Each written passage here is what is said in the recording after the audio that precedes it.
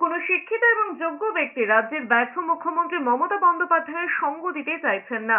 জোহর সরকারের সাংসদ পদ ছাড়ার ঘোষণার পরে মুখ্যমন্ত্রী পদত্যাগের দাবিতে পোস্ট করেছেন সুকান্ত মজুমদার। তিনি লিখেছেন, রাজ্যবাসীর ভবিষ্যৎ ক্রমাগত অন্ধকারের দিকে ঠেলে দেওয়া মুখ্যমন্ত্রীর প্রতি সাধারণ মানুষের কোনো বিশ্বাস আর অবশিষ্ট নেই। জোহর সরকার পদত্যাগ ঘোষণা করতে এবার মুখ্যমন্ত্রী মমতা বন্দ্যোপাধ্যায় এবং সিপি বিনীত গোয়েলের পদত্যাগের দাবিতে পোস্ট করেছেন অমিত মালব্য।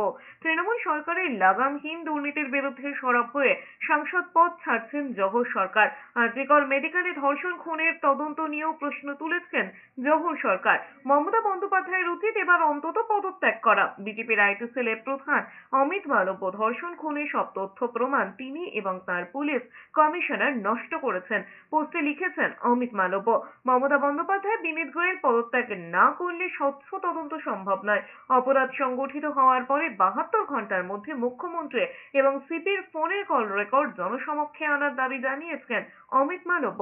এদিকে স্বাস্থ্য কেলেঙ্কারিতে বিজেপি সাংসদ জ্যোতির্ময় সিং মাহাতো সন্দীপ ঘোষের সঙ্গে মমতা বন্দ্যোপাধ্যায়ের বিরুদ্ধে ইডি তদন্তের দাবি করেছেন।